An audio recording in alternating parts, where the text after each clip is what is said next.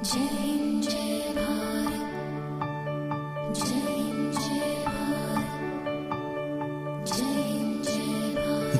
है कि हाल ही में सऊदी अरेबिया में रियाद, जो उनकी कैपिटल है, राजधानी है सऊदी अरेबिया की, वहां पे बहुत बड़ा फंक्शन हुआ। वहां पे जस्टिन बीबर आया, वहां पे इंडिया से सलमान खान, जैकलीन फर्नांडिस, शिल्पा शेट्टी गए, नाच गाना हुआ वगैरह वगैरह। ये सऊदी अरेबिया ने करा क्यों?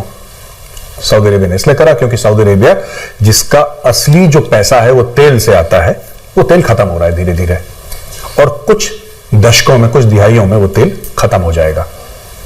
सऊदी अरेबिया मूव करना चाहता है टूरिज्म के लिए, लेकिन कोई ऐसे मुल्क में क्यों आए जहां पे हर चीज अगर आपने ऐसा नहीं करा तो आपके हाथ काट देंगे, ऐसा नहीं करा तो आपने सर काट देंगे, ये करा तो आपकी जबान काट देंगे। अब ऐसा तो कोई जाएगा नहीं टूरिज्म के लिए। तो सऊदी अरेबिया ने बोला नहीं साहब, एक थोड़ा सा लिबरल फेस हमें दिखाना चाहिए। तो ये काफी टाइम से चल रहा है सऊदी अरेबिया में। तो बोला कि कुछ जो हदीस हैं जो जिहाद प्रमोट करती हैं उसको हम नहीं मानते। मोहम्मद बिन सलमान जो क्राउन प्रिंस हैं, वली अहद हैं, उनका मैसेज आया था ये, तो बड़ा कंट्रोवर्सी हुई था पाकिस्तान में। दुनिया ने कुछ नहीं, ये सारी की सारी खुजली पाकिस्तान में ही होती है और किसी को कोई इंटरेस्ट नहीं है। पाकिस्तान को बड़ा दुख होता है हर चीज में। हाल ही में उन्होंने बोला कि तबलीगी जमात जो है, जो बड़ा इंपॉर्टेंट एक बड़े जिसको कहते हैं जरूरी माना जाता है इस्लाम में, जो दावत भी देते हैं, दीन की दावत देते हैं कि आप मुसलमान बनिए, और जो ऑलरेडी मुस्लिम है वो बेहतर मुसलमान कैसे बन सकता है, उसको भी बैन कर दिया सऊदी अरेबिया ने अपने मुल्क से। राइट? अब सऊदी अरेबिया कह रहा है कि आप सऊदी अरेबिया में आएंगे, मक्का मदीना अलग है, उनको अलग रखिए, लेकिन दूर मक्का मदीना से एक दूसरे कोने पे एक बहुत बड़ा शहर बन रहा है जिसका बजट है $500 अरब। एक नया शहर बना रहा है सऊदी अरेबिया। उसमें शराब भी होगी, उसमें नाच गाना भी होगा, उसमें फिल्में भी चलेंगी, उसमें सब कुछ होगा। और वहां पे आपको इनवाइट करा जाएगा, बड़े बड़े 5 स्टार 7 स्टार होटल्स होंगे, एडवेंचर स्पोर्ट्स होंगे, दुनिया आएगी सऊदी अरेबिया में, पूरा एंजॉय करेगी। किसी ने इसकी तनकीद नहीं करी, किसी ने इसकी बुराई नहीं करी। किसी भी इस्लामिक मुल्क ने यह नहीं बोला कि सऊदी अरेबिया गलत कर रहा है, छोड़ के पाकिस्तान को क्या परेशानी हुई, क्या खुजली हुई पाकिस्तान को? भाई सऊदी अरेबिया अपने मुल्क में जो कर रहा है करे। जो हरमैन शरीफ है या फिर मक्का और मदीना है, उधर तो कुछ नहीं कर रहा। हमारे यहां भी ऐसा होता है ना, अगर किसी को शराब पीनी है और अगर आप कोई पावन पवित्र स्थल में हो, आप कोई ऐसे शहर में हो जैसे हरिद्वार है, आपको नहीं मिलेगा, आप नहीं परचेज कर सकते, लेकर आपको बाहर जाना पड़ेगा, शहर की म्युनिसिपल बाउंड्रीज के बाहर, वहां पे मिलेगा। वही उन्होंने वहां पे करा। उन्होंने बोला कोई बात नहीं, डजंट मैटर, हम यहां पे कुछ नहीं करेंगे, यहां पे वही मामला चलेगा, ट्रेडिशनल मामला जो चल रहा है, रिलीजियस मामला जो चल रहा है, मजहब को लेके, धर्म को लेके, लेकिन और दूर, उससे 1000 किलोमीटर दूर हमें जो करना है हम करेंगे। सही बात है, जाहिर सी बात है, वरना सऊदी अरेबिया पैसे कैसे कमाएगा, अपने लोगों को कैसे पालेगा? उसको कोई ना कोई तो आमदनी चाहिए।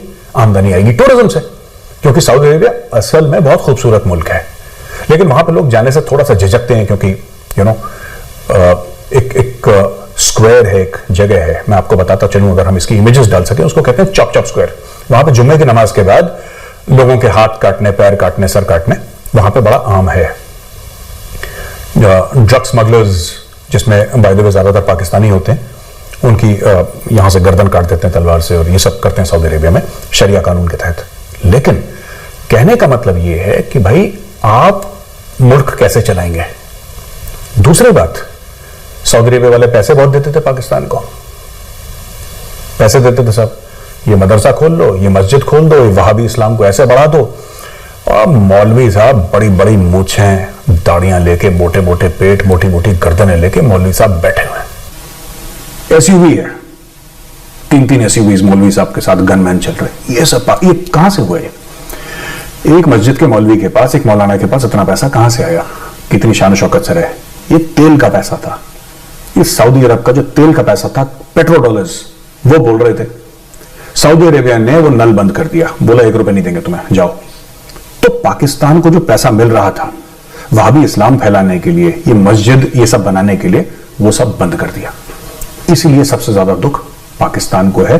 और यही असली कहानी है कि जब वहां पे रॉक कॉन्सर्ट होता है जिसमें जस्टिन बीबर गाना गाएगा, या फिर सलमान खान वहां पे डांस करेगा, शिल्पा शेट्टी आएगी, जैकलीन फर्नांडिस आएंगे, तो पाकिस्तान को देखना चाहिए कि भाई हम भी अपने मुल्क को लिबरल बनाएं, खुश रहो, तफरी करो, काम भी करो, और इसका इस्लाम से कोई लेना देना नहीं। आप तफरी भी कर सकते हैं, आप अच्छे मुसलमान भी हो सकते हैं, लेकिन नहीं, पाकिस्तान को दुनिया भर के मुसलमानों की ठेकेदारी करना जरूरी है।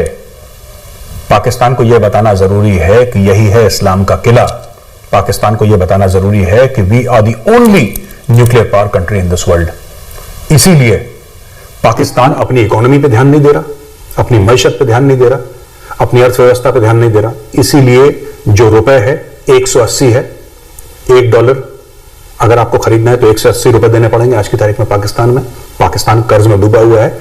It is because of this attitude. ये जो मानसिकता है पाकिस्तान में पाकिस्तान में डॉक्टर अब्दुल कदीर खान का देहांत हुआ था, वो फौत हो गए। तो अब्दुल कदीर खान वो थे जिन्होंने पाकिस्तान को, वो मेटलर्जिस्ट थे बाय ट्रेनिंग एक्चुअली, उनका पीएचडी जहां तक मुझे पता है मेटलर्जी में हुआ था। लेकिन अब्दुल कदीर खान जो थे, he was the one who was responsible, उनकी वो थे जिम्मेदार कि पाकिस्तान एक न्यूक्लियर वेपन स्टेट बने। वो बाहर विदेश में नौकरी कर रहे थे, लेकिन उनको बुरा लगा 1974 में जब इंडिया ने अपना पहला न्यूक्लियर टेस्ट करा, तो उन्होंने जुल्फिकार भुट्टो को चिट्ठी विट्ठी लिखी कि साहब मैं वापस आना चाहता हूं और मैं आपको एक ऐसा हथियार दूंगा जिससे कि ढाका दोबारा नहीं हो पाएगा।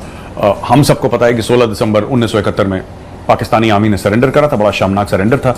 अब 92,000 पाकिस्तानियों ने अपने हथियार डाले भारतीय सेना के आगे और फिर ईस्ट पाकिस्तान, पूर्वी पाकिस्तान एक नया मुल्क बना, नया देश बना जिसका नाम बांग्लादेश हुआ। तो वो काफी इमोशनल हो गए और उन्होंने बोला मैं आपको बम बना के दूंगा। खैर, उन्होंने सिर्फ बम बना के नहीं दिया, उन्होंने वो जो सीक्रेट्स थी वो लीबिया को भी बेची, वो नॉर्थ कोरिया को भी बेची और न्यूक्लियर प्रोलिफरेशन में उनका काफी नाम आ गया।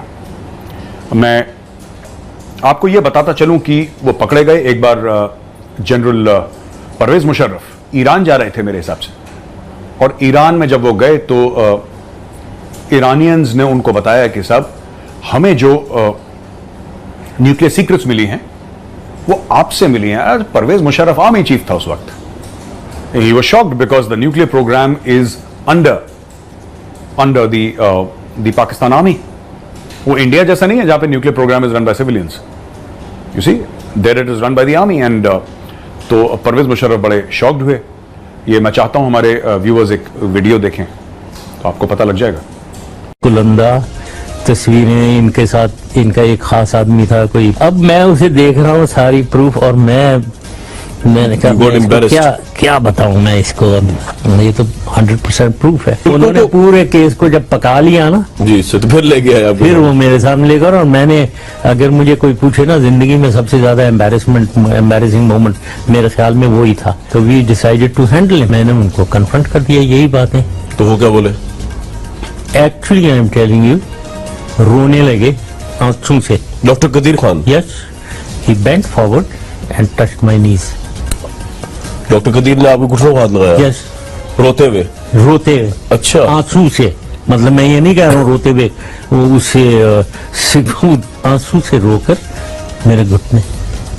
और क्या कहा? मैंने कहा कदीर साहब डोंट एम्बैरेस मी। तो दोस्तों आपने वीडियो में देखा जहां पे परवेज मुशर्रफ ये बता रहे हैं कि जब उनको प्रूफ दिखाया ईरानियंस ने तो वो शॉक हो गए। फिर उन्होंने एक्शन लिया डॉक्टर अब्दुल कदीर खान के ऊपर। उनको जेल में डाला गया, उनको नजरबंद करा गया, उनके साथ बदसलूकी करी गई। देखिए, मेरा ये मानना है कि शख्स गलत काम करे, सही काम करे, ठीक है। अगर उसने मुल्क के लिए काम करा है तो मुल्क के लिए ऐसे काम कई होते हैं जो कि लीगल नहीं होते, लेकिन देश के लिए आपको करना पड़ता है। मैं अब्दुल कदीर खान को, मैं कौन होता हूं किसी को क्लीन चिट देने वाला, लेकिन अगर कोई मुझसे यह बोले कि अब्दुल कदीर खान ने न्यूक्लियर सीक्रेट्स बेची हैं और न्यूक्लियर कंपोनेंट्स भेजे हैं लिबिया या फिर ईरान बिना पाकिस्तानी आर्मी के आशीर्वाद के, ये मैं मानने को तैयार नहीं हूं। मुझे ऐसा लगता है कि अब्दुल कदीर खान ने गलती तो करी, लेकिन अब्दुल कदीर खान को he was thrown under the bus. उनको एक फॉल गाय बनाया, उनको बोला कि हाँ ठीक है, हम इनके सर पे ये सब इल्जाम रख देंगे और उनको जेल में डालो कि बाकी जर्नलों को बचाया जा सके। तो जब उनका फ्यूनरल हुआ तो उधर प्राइम मिनिस्टर ऑफ पाकिस्तान और प्रेसिडेंट ऑफ पाकिस्तान नहीं गए। तो काफी कंपैरिजन हुआ पाकिस्तानी मीडिया में कि भारत अपने साइंटिस्ट को कैसे ट्रीट करता है और पाकिस्तान अपने साइंटिस्ट को कैसे ट्रीट करता है। फिर उन्होंने काफी एग्जांपल्स दिए कि भारत में भी थे डॉक्टर एपीजे अब्दुल कलाम, और जब उनकी डेथ हुई, जब उस दुनिया से रुखसत हुए, तो किस तरीके से the president of India Pranab Mukherjee and prime minister of India Narendra Modi किस तरीके से गए थे, और तीनों army chiefs, army, navy and air force chiefs गए थे, 3 सर्विस चीफ्स देयर, एंड किस तरीके से उनको इज्जत दी, इसके बावजूद कि वो मुसलमान थे। तो क्योंकि पाकिस्तान का तो दिमाग वैसे ही चलता है ना, पाकिस्तान को तो ये समझ में नहीं आता कि कैसे किसी और मजहब के इंसान को, क्योंकि इंडिया एक हिंदू अक्सरियत, हिंदू मेजॉरिटी कंट्री है, तो किसी और धर्म के, किसी और मजहब के इंसान को इज्जत कैसे दी जा सकती है?